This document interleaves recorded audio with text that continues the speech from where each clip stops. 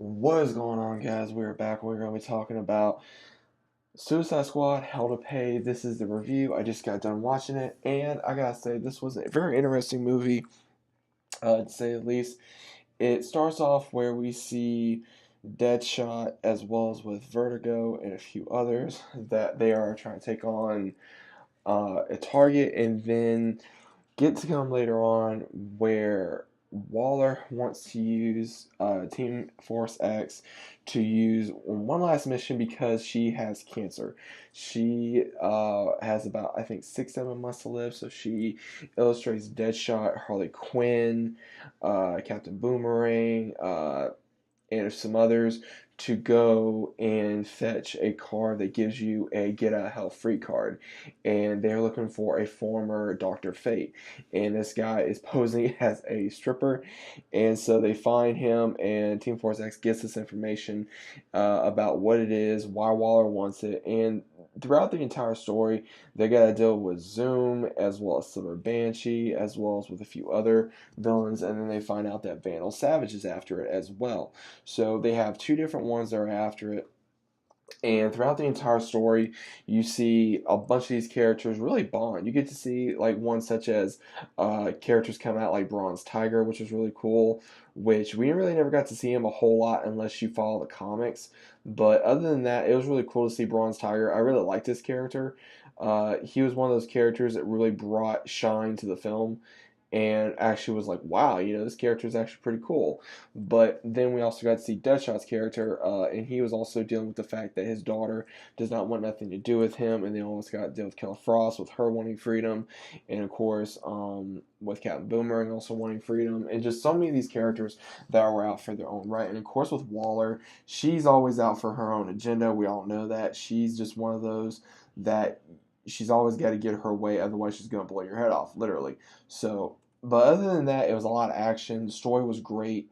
Uh, it's pretty much, and I don't want to give too much of this away, but basically we did get to see a huge turnaround from the original. With, of course, if you have seen Flashpoint, that was pretty good, which this was a sequel to this, as well as the original, the other Suicide Squad, Arkham Asylum Assault. That was another sequel. This was another sequel to it. So it pretty much took off after these two, because we do realize later on through the story that Reverse Flash, he's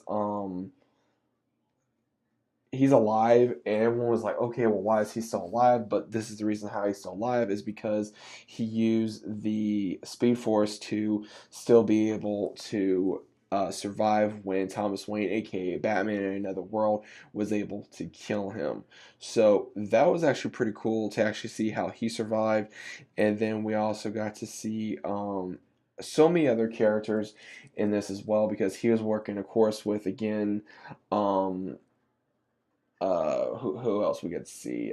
We got to see him work with Silver Banshee and another character, and we also got to see Copperhead in this film. Copperhead was a very interesting character. Didn't talk that much. Also with again, Bronze Tiger was probably one of my favorite characters because that was pretty cool.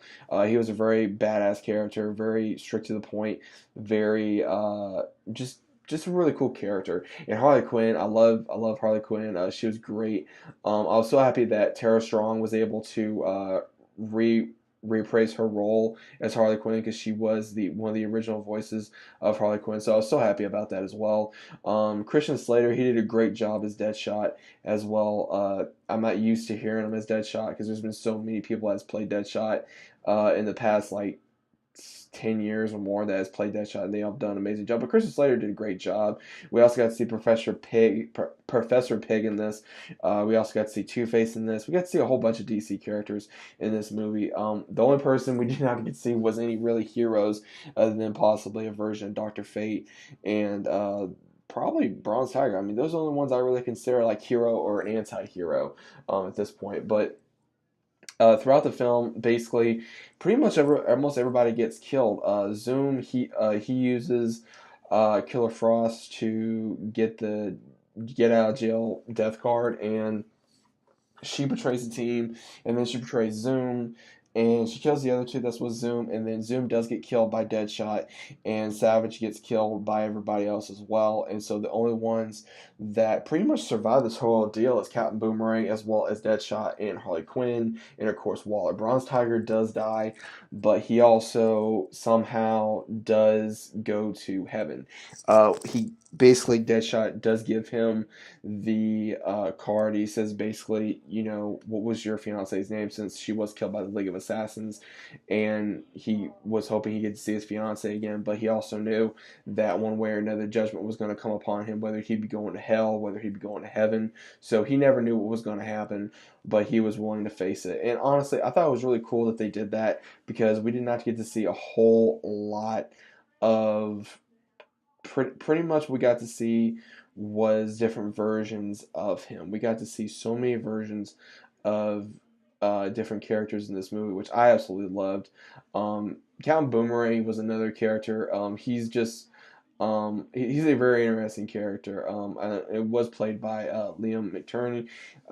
I apologize if I butchered that name. If you guys do not know who he is, he played in Spartacus, of course, season 2 and 3, and also he played in as well as Arrow and Flash as another DC character. So there's a lot of familiar faces in these movies for voices. If you guys are not familiar with their work, they're all amazing actors and actresses that did amazing work as well. I just can't wait to see more. I do not know if we're going to be seeing another Suicide Squad movie, because Deadshot did get released, because in one of the parts of the movie, Amanda Waller does give them 10 years off their sentence, and then that actually got Deadshot to go free to be reunited with his daughter. So that's how that ended. So it was a really good movie.